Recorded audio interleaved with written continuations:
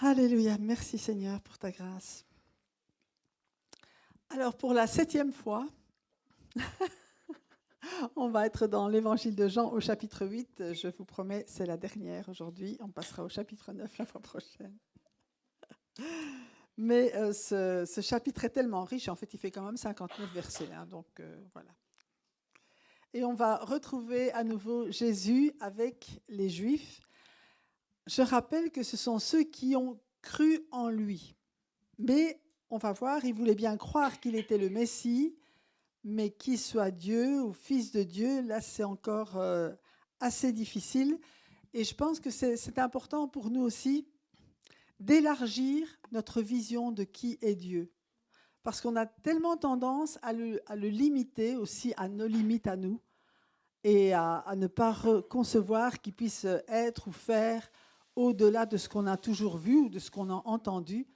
Mais Dieu est un Dieu qui crée, c'est un Dieu qui se renouvelle et qui renouvelle jour après jour.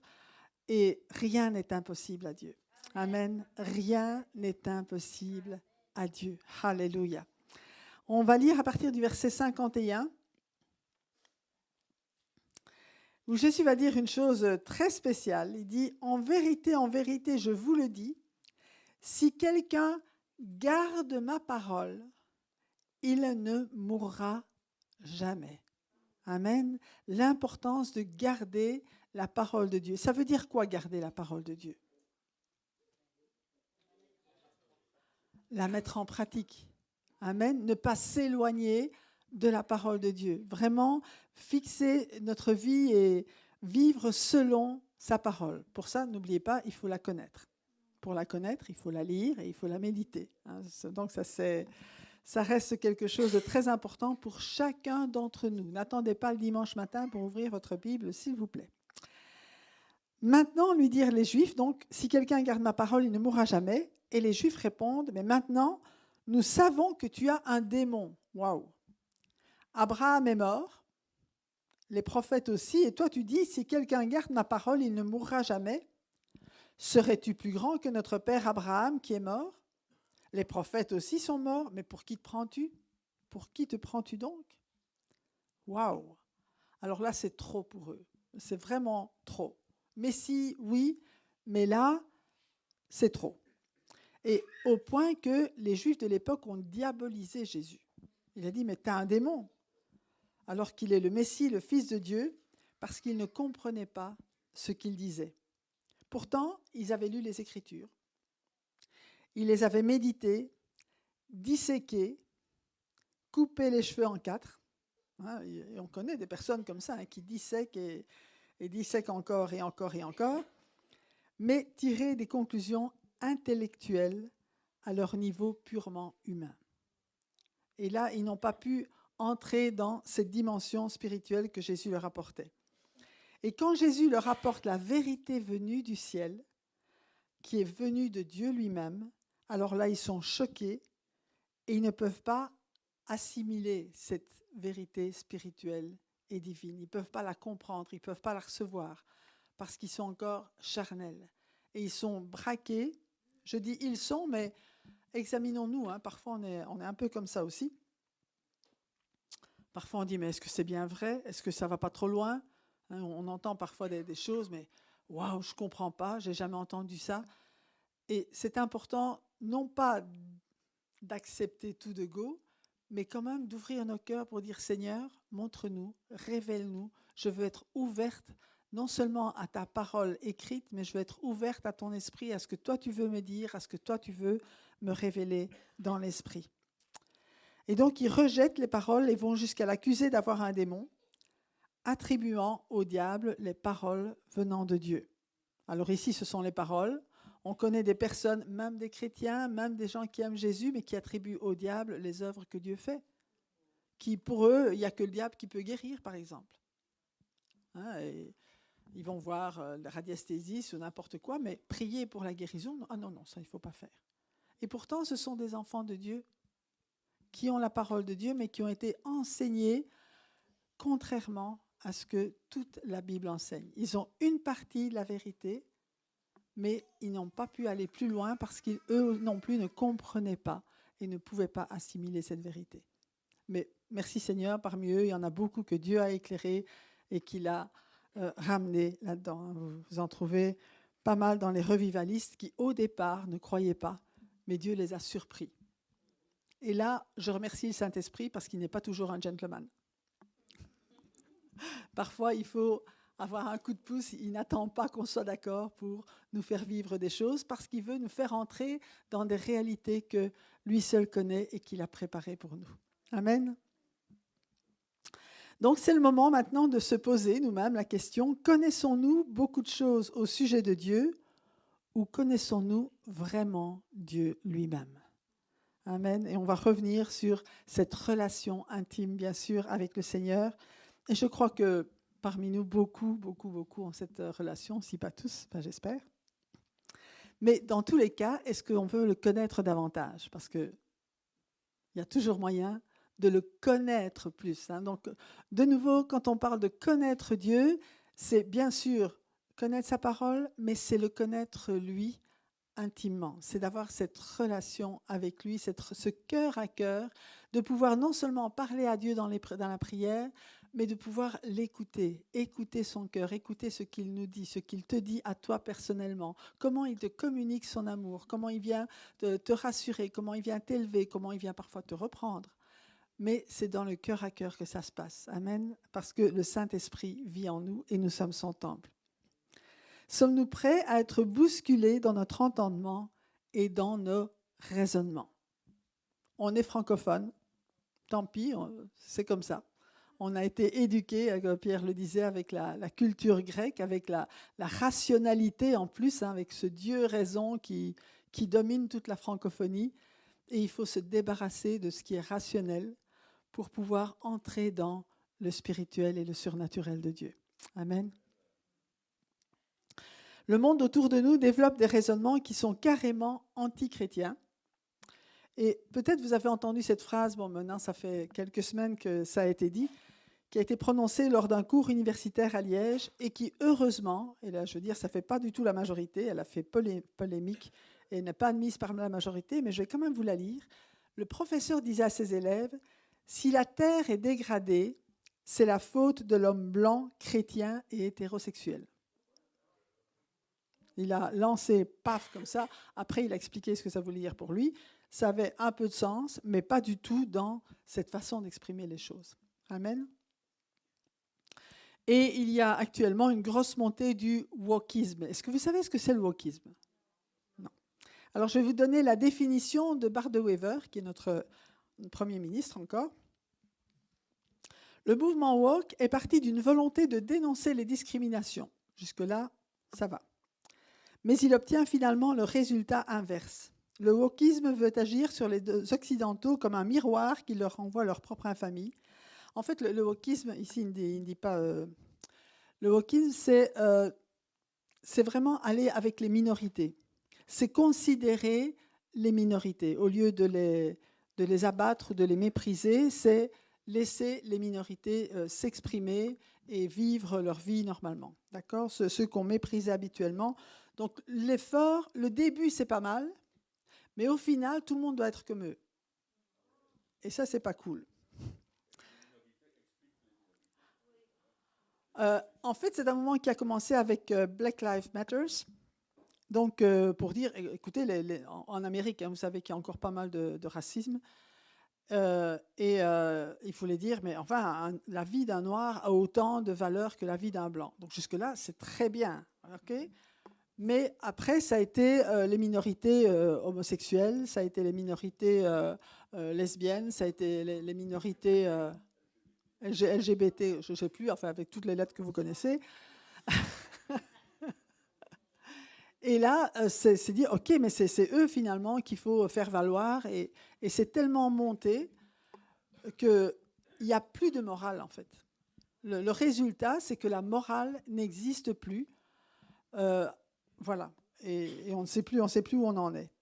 Et en fait, il continue en disant, il nous force moralement à la honte. Si on ne les considère pas comme des gens bien, alors honte à nous. Notre société se compose dès lors uniquement de victimes et de bourreaux. Les victimes, c'est eux, les bourreaux, c'est tous les autres. Ces derniers étant exhortés à se repentir, donc les gens qui vivent normalement, ils doivent se repentir, et à n'être libres ni de leurs paroles, ni de leurs pensées. On ne peut plus dire ce qu'on veut, c'est vrai. On ne peut même plus penser ce qu'on veut. Ça, c'est là où ça mène, malheureusement. Mais, merci Seigneur, nous ne sommes plus du monde. Amen. Et ça ne doit pas nous dire, OK, il faut faire comme eux, oh oui, c'est terrible. Non, non. Nous sommes en Jésus-Christ. Notre morale, c'est la morale de la parole de Dieu. Elle ne change pas, elle ne changera jamais. Dieu ne changera jamais d'avis sur ce qui est écrit, sur les 10 commandements. Amen. Notre royaume n'est pas le royaume terrestre, c'est le royaume de Dieu. Nos principes ne sont pas les principes de la terre, ce sont les principes de la parole de Dieu. Amen. Et là, nous devons tenir ferme au risque de devenir les victimes. Mais ça, ce n'est pas un problème, parce qu'en Jésus, nous sommes plus que vainqueurs. Alléluia. La parole de Dieu nous en parle à plusieurs reprises de ce qui se passe aujourd'hui, et même dans Ésaïe au chapitre 5, les versets 20-21 nous disent « Malheur à ceux qui appellent le mal bien et le bien mal, qui changent les ténèbres en lumière et la lumière en ténèbres, qui changent l'amertume en douceur et la douceur en amertume. Malheur à ceux qui sont sages à leurs yeux et qui se croient intelligents. » Donc, il faut, et ça se passait déjà dans l'Ancien Testament, ce n'est pas quelque chose de nouveau, d'accord ? L'Ecclésiaste dit ce qui est a déjà été. Donc, on ne vit pas une situation nouvelle, mais on la vit maintenant en plein cœur, quoi. Dans 2 Timothée, chapitre 3, on pourrait lire à partir du verset 1, mais on va lire à partir du verset 12, parce qu'il nous dit donc que dans les derniers temps, il y aura des hommes qui seront ceci, cela. Vous connaissez le passage et je vous encourage vraiment à le relire.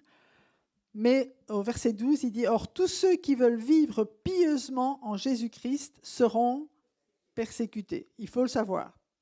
Mais les hommes méchants, bon, les chrétiens persécutés, ok. Mais les hommes méchants et imposteurs avanceront toujours plus dans le mal, égarant les autres et égarés eux-mêmes. Amen. Il ne faut pas arrêter d'annoncer l'Évangile. Ils sont égarés. Et il faut ramener les brebis égarées. Amen. Et il continue en disant, toi, demeure dans les choses que tu as apprises et reconnues certaines. Demeure dans les choses que tu as apprises et reconnues certaines, sachant de qui tu les as apprises. Dès ton enfance, tu connais les saintes lettres qui peuvent te rendre sage à salut par la foi en Jésus-Christ. Donc c'est vraiment une exhortation à tenir ferme dans ce que nous avons reçu de la part du Seigneur et dans ce qu'il nous demande d'accomplir. C'est à lui que nous devons obéir, c'est à lui que nous devons rendre des comptes. Peut-être qu'on aura à rendre des comptes à la justice parce qu'on ne fait pas ce qu'ils veulent, mais au final, c'est à Dieu que nous aurons à rendre compte pour la vie que nous avons menée, et ça, le résultat, c'est pour l'éternité. Amen. Donc c'est cette dernière phrase qui nous concerne tout particulièrement et sur laquelle nous devons fixer toute notre attention, car elle nous donne la bonne attitude à adopter, quelle que soit l'évolution de la situation dans le monde. C'est sur la parole de Dieu que nous devons baser notre vie, et pour cela, nous devons nous appliquer à la connaître et à cultiver notre relation avec Dieu, avec le Saint-Esprit, qui lui nous a été donné comme conseiller, comme guide. C'est lui qui a inspiré la parole de Dieu. Amen. C'est le Saint-Esprit qui a inspiré cette parole et c'est lui qui peut nous la révéler au fur et à mesure de nos besoins et de notre évolution. Amen. Le Saint-Esprit, il est là, il n'est pas là pour nous matraquer avec la parole de Dieu, n'importe quoi, mais il sait où on en est et à travers la parole, il nous fait grandir pas après pas. Pour les bébés, c'est tel pas. Pour les plus jeunes, c'est un autre pas. Pour les adultes, c'est un autre pas. Mais le Saint-Esprit nous aide avec cette parole d'aller toujours plus loin. Amen. Et on n'est jamais arrivé. On sera arrivé quand on sera au ciel. Demandons-lui de nous aider à la graver dans nos cœurs afin de nous la rappeler au moment opportun. Alors, il y a plusieurs raisons pour lesquelles c'est important d'étudier la parole de Dieu et vraiment de demander au Saint-Esprit de venir la graver, qu'elle soit dans nos cœurs. Si ce n'est pas exactement les mêmes mots, ou si vous ne savez pas l'adresse, ce n'est pas encore, ou la référence, comme on dit chez nous, hein, ce n'est pas trop grave parce qu'on a encore des moyens maintenant, mais pensons à tous ceux qui n'ont pas la Bible. Tous ceux pour qui la Bible leur a été enlevée et qui n'ont plus accès à la parole de Dieu. Le seul endroit où ils ont accès à la parole de Dieu, c'est dans leur cœur. C'est ce qu'ils ont appris par cœur. Amen. Et je sais qu'il y a des pays où à un certain moment, ils se disaient, toi tu apprends ça, toi tu apprends ça, toi tu apprends ça, toi tu apprends ça, pour qu'ensemble, toute l'Église connaisse la parole. Et peut-être à un certain moment, ce serait important de faire des choses de ce style-là pour garder cette parole, que même si les livres disparaissent, même si on n'a plus accès à des sites Internet, ça pourrait arriver. Il y a des pays, la Corée du Nord, ils n'ont pas la Bible même sur Internet, hein. Mais au moins, elle est dans nos cœurs et on peut continuer à la méditer et à s'encourager avec cela. D'accord ? Ce n'est pas du temps perdu d'étudier la parole de Dieu. Et ne dites pas, moi je ne retiens rien, demandez au Saint-Esprit, il vous permettra de retenir ce qui est important. Amen.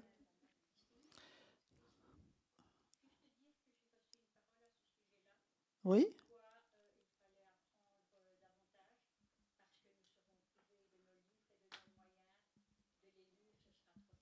Amen. Donc, Cathy vient de confirmer qu'elle avait reçu la même parole, qu'il fallait vraiment continuer à étudier la parole davantage, parce qu'un jour on sera privé de tout moyen et de tout livre. Donc, c'est important ce que je vous dis. C'est une préparation vraiment pour les temps qui viennent, ici en Europe. Ce n'est pas seulement dans les pays lointains, mais ici en Europe, on a besoin de se préparer et c'est maintenant que ça se passe. Et de cette façon, nous pourrons aussi répondre selon la parole à ceux qui nous posent des questions ou qui remettent notre foi en question. Dans 1 Pierre, chapitre 3, versets 14 et 16, on peut lire ça. 1 Pierre, chapitre 3, ok.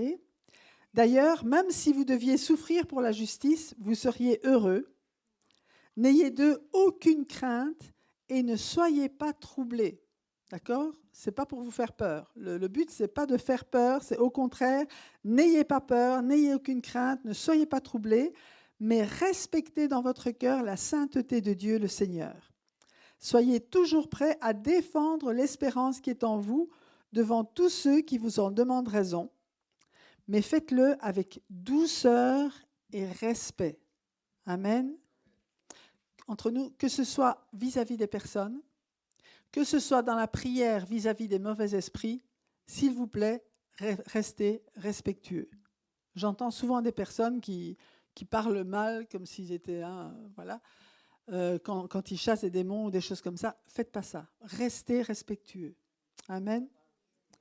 C'est pas la grossièreté qui fait partir les puissances, c'est l'autorité dans le respect. Faites-le avec douceur et respect en gardant une bonne conscience, afin que là même où ils vous calomnient, comme si vous faisiez le mal, ceux qui critiquent votre bonne conduite en Christ soient couverts de honte. Amen. Donc, restez-vous dans la droiture, dans le respect. N'imitez pas ce que les gens du monde font ou disent, mais imitez ce que Jésus dirait ou ferait. Amen.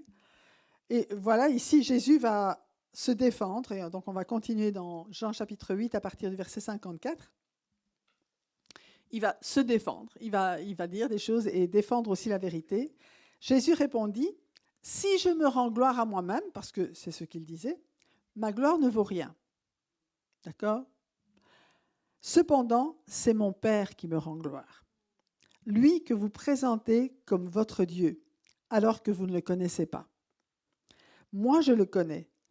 Et si je disais que je ne le connais pas, je serais comme vous, un menteur. Mais je le connais et je garde sa parole. Amen. Donc ici, il dit, moi, ce n'est pas moi qui me glorifie. Ne nous glorifions pas nous-mêmes. Okay ? Ce n'est pas la peine de dire, j'ai fait, voilà mon curriculum vitae. Dieu connaît notre curriculum vitae. Amen. Nous, notre lettre de crédit, de créance, comment on dit ça ? Notre lettre de créance, ouais, ok. C'est vous, c'est les autres. Amen.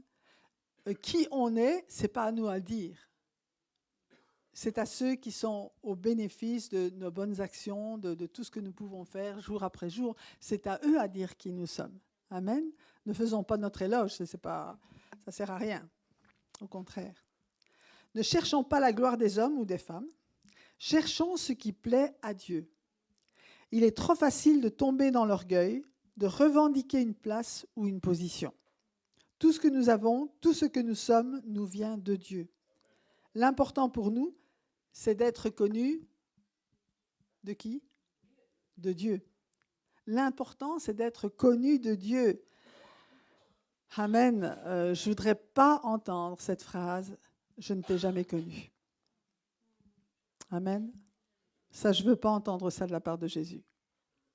Quoi? Je ne voudrais pas entendre de la part de Jésus la phrase « Je ne t'ai jamais connu ». Retire-toi de moi, etc. Je veux entendre qu'il me connaît. Amen. Mais ça, c'est ici qu'on se laisse connaître de lui. Amen. Et qu'on vient de nouveau dans sa présence et qu'on lui plaît. Amen. Ceux qu'il connaît, c'est ceux qui font sa volonté. Et on fait sa volonté par sa grâce et par sa force et par le Saint-Esprit qui habite en nous. On est d'accord? L'important pour nous, donc, c'est d'être connus de Dieu, mais Jésus lui-même n'a rien revendiqué. On voit dans Philippiens chapitre 2, les versets 3 à 11, c'est un passage qu'on lit assez souvent, mais c'est bien de le relire. Donc, où il nous dit avant, revêtez-vous des sentiments qui étaient en Jésus-Christ. Et au verset 3, il dit, ne faites rien par esprit de rivalité ou par désir d'une gloire sans valeur, mais avec humilité, considérez les autres comme supérieurs à vous-même. Que chacun de vous, au lieu de regarder à ses propres intérêts, regarde aussi à ceux des autres. Que votre attitude soit identique à celle de Jésus-Christ. Lui qui est de condition divine, il n'a pas regardé son égalité avec Dieu comme un butin à préserver, mais il s'est dépouillé lui-même en prenant une condition de serviteur, en devenant semblable aux êtres humains. Reconnu comme un simple homme, il s'est humilié lui-même en faisant preuve d'obéissance jusqu'à la mort, même la mort sur la croix. C'est aussi pourquoi Dieu l'a élevé à la plus haute place et lui a donné le nom qui est au-dessus de tout nom, afin qu'au nom de Jésus, chacun plie le genou dans le ciel, sur la terre et sous la terre, et que toute langue reconnaisse que Jésus-Christ est le Seigneur, à la gloire de Dieu le Père. Amen. C'est cette attitude-là qu'il attend de nous et qui est possible par le Saint-Esprit. Amen. Et chaque fois qu'on veut se mettre en avant, rassurez-vous, si vous êtes rempli de l'Esprit, il va vous le dire. Parce qu'il nous aime. Amen. Jésus réaffirme que c'est le Père qui l'envoie et qui le reconnaît, comme il l'a démontré à plusieurs reprises lors de son baptême et lors de la transfiguration. Donc le Père est là pour attester que Jésus est son Fils. Amen, son Fils bien-aimé, qu'il est le Messie. Il y a des preuves. Et j'aime beaucoup parce que tout ce que dit Jésus est prouvé, est démontré dans la parole de Dieu. Il ne demande à personne de croire tu crois ce que je te dis et point. Chaque fois, ça a été démontré. Et l'approbation du Père sur lui, la gloire du Père qui la donne à Jésus et qui la reconnaît sur Jésus, ça a été démontré notamment lors de son baptême. Et on peut relire Matthieu chapitre 3, versets 16 et 17. Dès que Jésus eut été baptisé, il sortit de l'eau. Et voici les cieux s'ouvrirent et il vit l'Esprit, donc c'est Jean-Baptiste, qui vit l'Esprit de Dieu descendre comme une colombe et venir sur lui. Et voici une voix fit entendre des cieux ces paroles. Celui-ci est mon Fils bien-aimé, en qui j'ai mis toute mon affection. Et là, c'est vraiment pour ceux qui ont des problèmes avec la Trinité. Vous avez le Père qui parle, le Saint-Esprit qui vient se déposer sur Jésus et le Fils qui est les pieds dans l'eau, qui est en train de sortir de l'eau. Amen. Donc là, vous avez la théophanie, c'est comme ça que ça s'appelle, la Trinité qui se manifeste. Matthieu chapitre 17, versets 5 à 7. On est là au moment de la transfiguration où il est avec juste 3 de ses disciples. Et il nous est dit, comme il parlait encore, une nuée lumineuse les couvrit. Et voici, une voix fit entendre de la nuée ces paroles. Celui-ci est mon fils bien-aimé, en qui j'ai mis toute mon affection. Écoutez-le. Amen. Donc là, le Père dit, écoutez-le. J'ai mis toute mon affection, il fait tout ce que je lui demande, j'ai mis tout mon plaisir en lui, parce que toute son attitude me reflète et reflète ma volonté. Amen. Alors écoutez-le. Écoutez Jésus. Jésus est un homme qui est venu, il est venu du ciel comme un homme parmi les hommes pour parler aux hommes. Amen. Donc lui, on ne peut pas dire « Ah, je ne sais pas ce qu'il dit ». Il parle notre langue. En plus, la Bible a été traduite dans notre langue, merci Seigneur. Il y a peut-être encore des langues dans lesquelles elle n'est pas traduite, mais ça se fait de plus en plus vite maintenant. Donc, nous croyons que bientôt, tout le monde aura accès quand même à cette parole. Lorsqu'ils entendirent cette voix, les disciples tombèrent sur leurs faces et furent saisis d'une grande frayeur. Mais Jésus, s'approchant, les toucha et dit « Levez-vous, n'ayez pas peur ». Je me demande comment on aurait réagi, nous. Comment réagirions-nous aujourd'hui si nous entendions ensemble la voix de Dieu qui vient du ciel? Oh, je crois qu'on serait tous par terre aussi. Hein. Je comprends qu'ils ont eu peur. Mais Jésus les a rassurés. Amen. Il n'est pas là pour nous faire peur, il est là pour nous rassurer, pour nous prendre par la main et pour nous conduire plus loin. Amen. On continue? OK. Versets 56 à 58. Votre ancêtre Abraham a été rempli de joie à la pensée de voir mon jour. Il l'a vu et il s'est réjoui. Les Juifs lui dirent, « Tu n'as pas encore 50 ans et tu as vu Abraham ?» Jésus leur dit, en vérité, je vous le dis, avant qu'Abraham soit né, ou avant qu'Abraham fût, suivant les versions, je suis. Amen. Wow, là c'est encore plus fort. Avant qu'Abraham fût, je suis, Abraham a vu mon jour. Wow. Alors quand est-ce qu'Abraham a bien pu voir son jour? On va en parler. Ici, Jésus affirme carrément qu'il est Dieu. Quand il dit « je suis », chaque fois que vous voyez le terme dans la bouche de Jésus « je suis », notamment dans l'évangile de Jean, eh bien, c'est vraiment le tétragramme. C'est l'identité de Dieu qui s'est révélée à Moïse dans Exode chapitre 3. On va lire Exode chapitre 3, versets 1 à 4 et puis le verset 14, où on va voir que voilà, Jésus s'est présenté lui-même déjà à Moïse. Jésus, parole de Dieu. Jésus, fils de Dieu. Jésus, pas encore homme. Moïse faisait paître le troupeau de Jéthro, pas Jéricho, le troupeau de Jéthro, son beau-père, sacrificateur de Madian. Et il mena le troupeau derrière le désert et vint à la montagne de Dieu à Horeb. L'ange de l'Éternel. Alors, dans la parole de Dieu, dans l'Ancien Testament, quand on dit pas un ange, mais l'ange de l'Éternel, il s'agit de Jésus. Amen. Il s'agit vraiment de Dieu le Fils, déjà à ce moment-là. L'ange de l'Éternel lui apparut, donc il l'a vu, dans une flamme de feu au milieu d'un buisson. Moïse regarda et voici, le buisson était tout en feu et le buisson ne se consumait pas. Moïse dit, « Je veux me détourner pour voir quelle est cette grande vision et pourquoi le buisson ne se consume point. » L'Éternel vit qu'il se détournait pour voir et Dieu l'appela du milieu du buisson et dit, « Moïse, Moïse » et il répondit, « Me voici. » Donc là, on voit d'une part l'ange de l'Éternel et puis Dieu l'appelle. Donc on voit vraiment que l'ange de l'Éternel, c'est Dieu lui-même. Moïse a fait cette rencontre avec Dieu. Et dans Exode 3, 14, Dieu dit à Moïse, « Je suis celui qui suis. » Et il ajouta, « C'est ainsi que tu répondras aux enfants d'Israël, celui qui s'appelle « Je suis » m'a envoyé vers vous. » Amen. C'est vraiment le nom que Dieu s'est donné à lui-même, « Je suis ». Alors dans les chants anglais, Il y a beaucoup de chants où on parle de Great I Am, le grand je suis.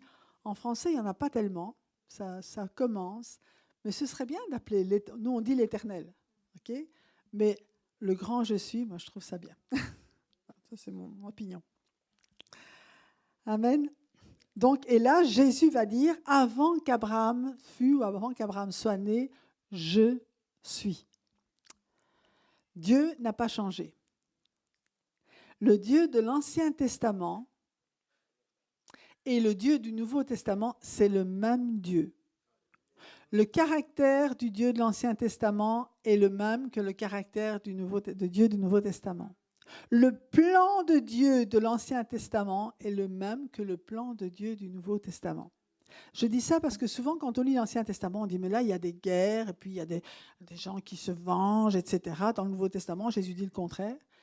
Mais on dit souvent que l'Ancien Testament est le livre d'images du Nouveau Testament. Et l'Ancien Testament nous montre les guerres physiques dont les principes peuvent s'appliquer aujourd'hui à la guerre spirituelle. Aujourd'hui, nous n'avons plus à lutter contre la chair et le sang. Aujourd'hui, il faut lutter contre les puissances qui sont derrière les personnes, mais pas contre les personnes elles-mêmes. Aujourd'hui, nous avons à bénir les personnes, jamais maudire, jamais prophétiser ou souhaiter le mal ou prier le mal chez quelqu'un. Ça, c'est de la sorcellerie. Amen. Donc là, il faut pas faire ça. Il faut continuer à bénir les personnes, mais lier les puissances qui les tiennent prisonnières. Ça, oui. Donc c'est vraiment très important de savoir au niveau de la guerre que nous menons aujourd'hui, c'est une guerre spirituelle, ce n'est pas une guerre physique ni quoi que ce soit. Pas question de lancer des sorts ou quoi. Hein. Je vous dis ça parce qu'on a connu des personnes qui le faisaient et malheureusement, quand on fait ça, ça retombe absolument sur nous beaucoup plus fort. Beaucoup de gens sont malades aujourd'hui et vivent des situations difficiles parce qu'ils ont pratiqué des choses en croyant, oui, c'est dans l'Ancien Testament, il faut le faire. Non, non, non, non. On est dans la Nouvelle Alliance. Nous sommes des enfants de Dieu et c'est important aujourd'hui de bénir et pas de maudire. Mais Dieu n'a pas changé et de toute éternité, il a préparé le salut de l'humanité. Même dans l'Ancien Testament, ce que Dieu voulait, c'était le salut de la terre entière. Quand Dieu a choisi Abraham et sa descendance, ce n'était pas pour qu'ils vivent une autre vie que les autres et puis voilà, nous on est les meilleurs et vous, vous ne valez rien. Ce n'était pas ça. Ils étaient là pour montrer l'exemple de la bénédiction de Dieu lorsqu'on marche dans ses voies, afin que les autres peuples soient eux aussi attirés à Dieu pour le reconnaître comme leur Seigneur. Dès le départ, Dieu a dit « Toutes les nations seront bénies en toi. Tous ceux qui te font du bien, eh bien, ils seront bénis. » Donc, le peuple de Dieu était là comme... en fait, Jésus, quand il est venu sur la terre, il a été ce que le peuple de Dieu aurait déjà dû être dans l'Ancien Testament. Il a été le reflet de Dieu et de sa volonté. Mais si Israël avait suivi les ordonnances de Dieu, il aurait été le reflet de Dieu sur la terre et les autres nations auraient voulu être comme lui et seraient venues à l'Éternel. Amen. Ça, c'était le premier plan de Dieu. Mais bon, on sait qu'Israël, étant des humains, se sont détournés de Dieu et les guerres, en général, sont contre tous ceux qui s'éloignent de Dieu et qui prennent des idoles. Alors, on est nés pécheurs, on est tous pécheurs, on a tous notre caractère, on fait tous des trucs qui ne sont pas toujours justes. Mais ce que Dieu ne tolère pas, parce que Dieu est un Dieu jaloux, c'est qu'on mette notre confiance en autre chose qu'en lui. Amen. Et je dis autre chose parce que lui, il est le vrai Dieu, les autres, c'est des choses. Amen. Que ce soit des démons, que ce soit des statues, que ce soit de n'importe quoi. Dès ou dans notre vie de tous les jours, ce qui est notre consolation avant Dieu, d'accord, ça aussi, on peut idolâtrer d'autres choses que Dieu. Même nous, en tant que chrétiens, ça peut nous arriver de se tourner vers d'autres choses que vers Dieu quand on a besoin d'un réconfort. Amen. Donc, ce qui est important pour nous, c'est de garder Dieu comme notre seul Dieu. Ça va? C'est pas trop brouillon ce que je dis? Ça va? OK. Le fait est que Dieu n'a pas fait de nous des robots programmés selon son bon plaisir. Les hommes, aujourd'hui, ils font des robots. Des robots qui font tout ce qu'ils disent, qui sont programmés, c'est ça, ils sont bien programmés. Mais Dieu nous a créés avec la capacité de choisir, de le croire ou pas. Amen.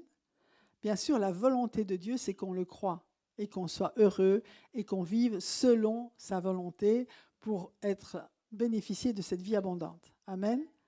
Mais on a le choix. Un enfant, tu lui dis, mets pas ta main sur le feu, parce que sinon tu vas te brûler, ok ? Mais il a la capacité de la mettre quand même. Et il va tester, des fois. Bon, voilà, ça fait mal. Eh bien, nous, c'est pareil. Dieu a pris le risque de nous laisser libres. Parce que sans liberté, il n'y a pas d'amour. Amen. On ne peut forcer personne à nous aimer. On ne peut forcer personne à aimer Dieu. C'est un choix. C'est ça l'amour. C'est le choix. Et Dieu a pris le risque du choix en sachant très bien que l'homme était capable de lui désobéir et de s'éloigner de lui. Et c'est pourquoi de toute éternité, il avait prévu le moyen de racheter l'humanité.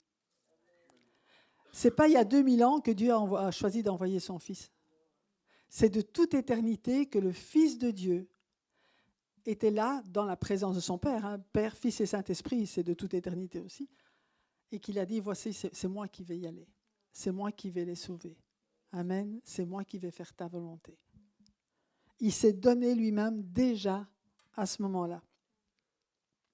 Et la Genèse nous montre que si nous ne croyons pas ce que Dieu dit, nous nous plaçons alors automatiquement sous la domination du diable. Ou bien je crois Dieu, ou bien si je ne crois pas Dieu, c'est que je crois le diable. Il n'y a pas d'entre-deux. Et lui, tout en nous promettant monts et merveilles, il a pour nous de très mauvaises intentions. En fait, il veut nous attirer en enfer avec lui. Le plus il peut en attirer en enfer, plus il est content aujourd'hui, mais quand tout le monde sera en enfer après, il ne sera plus content du tout. Parce que pour lui aussi, ce sera terrible. Dès avant la fondation du monde, Dieu a pourvu un remède unique qui nous permette, malgré nos mauvais choix, de revenir à lui. Et on n'est jamais allé trop loin que pour revenir à lui. Amen. Il n'y a pas de trop grands pécheurs, même ceux qu'on montre, et je ne le citerai pas parce que voilà, mais n'importe qui a la capacité de venir au Seigneur. Amen. Parce que Jésus, à la croix, il a donné sa vie pour tous les péchés de tout le monde. Son sacrifice est suffisant. Mais c'est à nous à le choisir. 1 Pierre, chapitre 1, versets 18 à 21.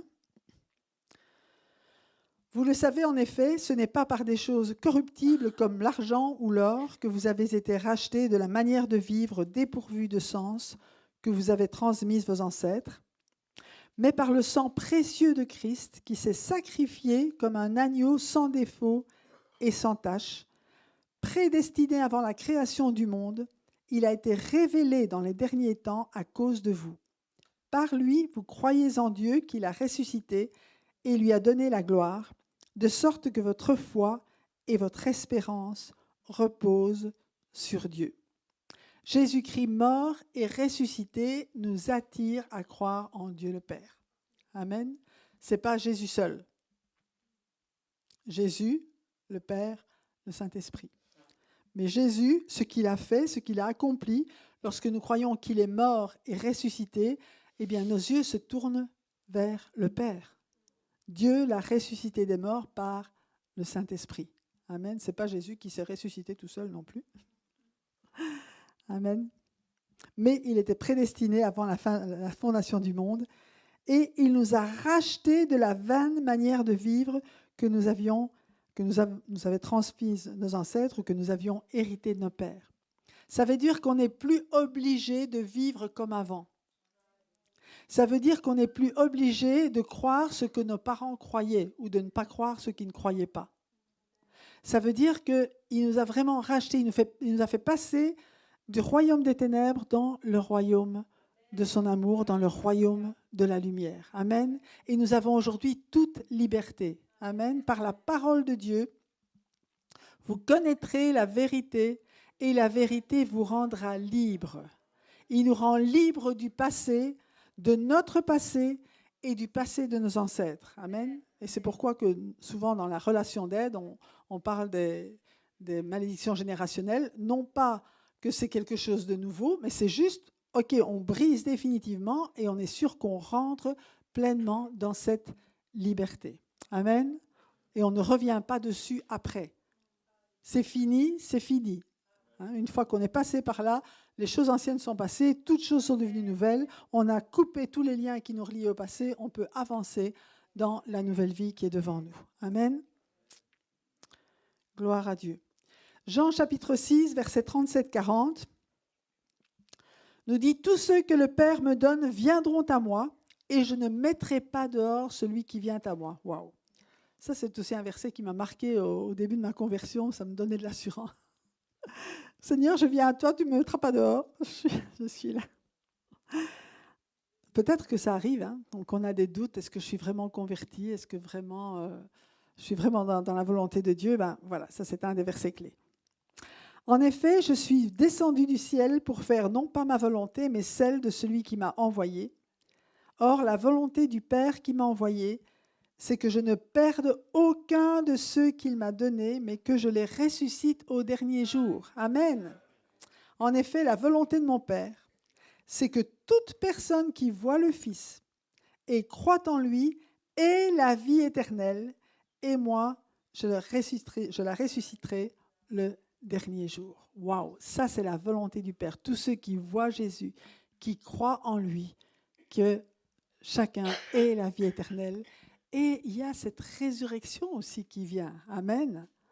Ce n'est pas seulement Jésus est ressuscité, mais nous aussi, nous sommes appelés à ressusciter au dernier jour pour vivre l'éternité dans un corps glorieux avec Jésus. Hébreux chapitre 10, versets 5 à 7. C'est pourquoi, en entrant dans le monde, Christ dit « Tu n'as voulu ni sacrifice ni offrande, mais tu m'as formé un corps. » Waouh! Il a formé ce corps de Jésus dans le ventre de Marie. « Tu n'as accepté ni holocauste, ni sacrifice pour le péché. Alors j'ai dit, me voici, je viens. Dans le rouleau du livre, il est écrit à mon sujet, pour faire, ô Dieu, ta volonté. » Du début à la fin, c'est Jésus qui se donne volontairement. Amen. Ce n'est pas le Père qui lui a dit, il faut que tu y ailles absolument. Non, non. C'était un besoin, mais il y avait cet amour dans Jésus pour l'humanité.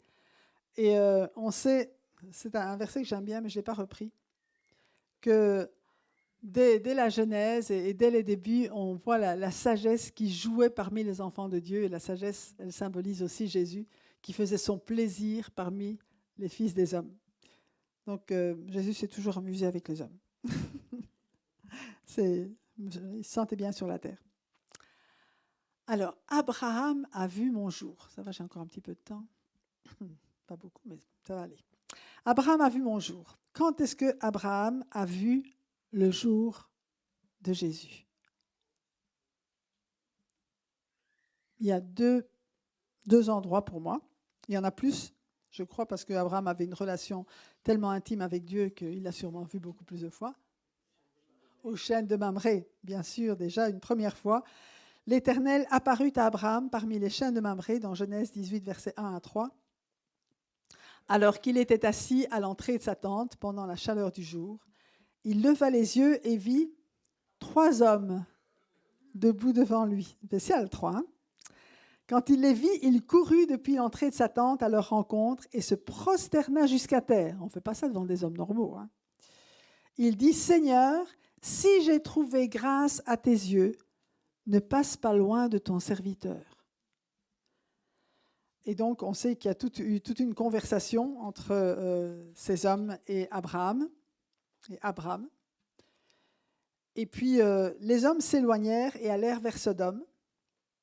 Mais Abraham se tint encore devant l'Éternel. En fait, il y en a deux. Il y en a deux qui sont arrivés à Sodome.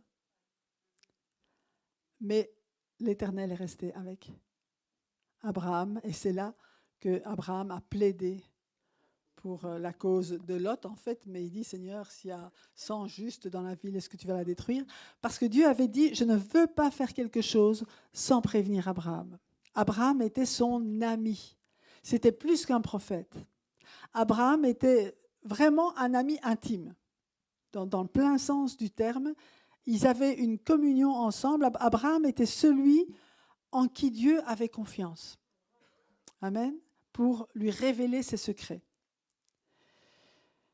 Et une autre fois où vraiment, là, Dieu a vu Abraham, non, Abraham a vu Dieu, c'est dans Genèse 22, lorsque Abraham a été appelé à sacrifier son fils. Et je ne vais pas le lire maintenant parce que le temps est court, mais si vous lisez tout le chapitre 22 de la Genèse et que vous voyez Jésus à la place d'Isaac, c'est extraordinaire. Que Dieu a fait vivre à Abraham ce que lui-même avait choisi de vivre avec Jésus. Et c'est là qu'il a dit, mais vraiment, tu m'aimes, quoi. Parce qu'Abraham l'a fait. Il l'a fait parce qu'il croyait qu'il allait retrouver son fils par une sorte de résurrection. Jusqu'au bout, jusqu'à la résurrection, il y a vraiment quelque chose de très, très similaire. On dit parfois, il y a des images de Jésus dans l'Ancien Testament, il y en a beaucoup, il y en a eu avec Joseph, etc. Mais ici, avec Isaac, c'est la mort de Jésus qu'Abraham a vue. Parce qu'il a dit, on va le lire à partir du verset 9 à 14, écoutez ça. Lorsqu'ils furent arrivés à l'endroit que Dieu lui avait indiqué, Abraham y construisit un autel et rangea le bois. Il attacha son fils Isaac et le mit sur l'autel par-dessus le bois. Puis Abraham tendit la main et prit le couteau pour égorger son fils. Alors l'ange de l'Éternel l'appela depuis le ciel et dit « Abraham, Abraham !» Il fallait qu'il rédige 2 fois, hein, arrête là, dans ton élan, il ne faut pas aller jusqu'au bout. Il répondit « Me voici !» L'ange dit « Ne porte pas la main sur l'enfant et ne lui fais rien, car je sais maintenant que tu crains Dieu et que tu ne m'as pas refusé ton fils unique. » C'est fort quand même. Hein? Tu ne m'as pas refusé ton fils unique. Abraham leva les yeux et vit derrière lui un bélier retenu par les cornes dans un buisson.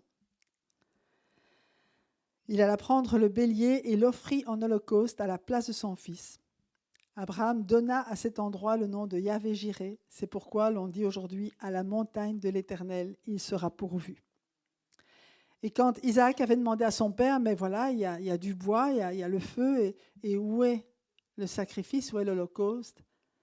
Et il avait dit « Dieu pourvoira lui-même à l'holocauste ». C'est extraordinaire. Alors c'est terrible ce qu'Abraham a vécu, mais ça montre jusqu'où va l'intimité avec Dieu. Ça va jusqu'où le cœur de Dieu peut nous être transmis. En fait, c'est ça. Abraham avait reçu le cœur de Dieu pour aller jusqu'au bout du sacrifice. Et Dieu est allé, lui, jusqu'au bout du sacrifice par amour pour nous. Et là, Abraham s'est réjoui parce qu'il a vu le jour de l'Éternel. Il a vu ce que Dieu allait faire et comment il allait sauver l'humanité à travers le sacrifice de son propre fils. Amen. Enfin, c'est comme ça que je comprends les choses.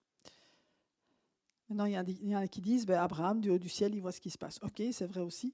Mais je crois que là, il avait vraiment cette telle intimité avec Dieu qu'il savait. Voilà comment Dieu va racheter l'humanité en donnant son propre fils. Et il a pu vivre un peu beaucoup même, de ce sacrifice lui-même. On termine avec le verset 59. Alors, quand Jésus a dit, avant qu'Abraham fût, je suis, là-dessus, ils prirent des pierres pour les jeter contre lui. Mais Jésus se cacha et sortit du temple en passant au milieu d'eux. C'est ainsi qu'il s'en alla. Les Juifs démontrent maintenant qu'ils sont meurtriers. C'est donc au diable qu'ils ressemblent plutôt qu'à Dieu. Mais en même temps, tant que ce n'est pas notre heure, le diable ne peut pas me toucher. Amen. Soyons confiants que tant que ce n'est pas pour nous le moment de rentrer, de retourner vers le Père, le diable n'a aucun pouvoir sur nous.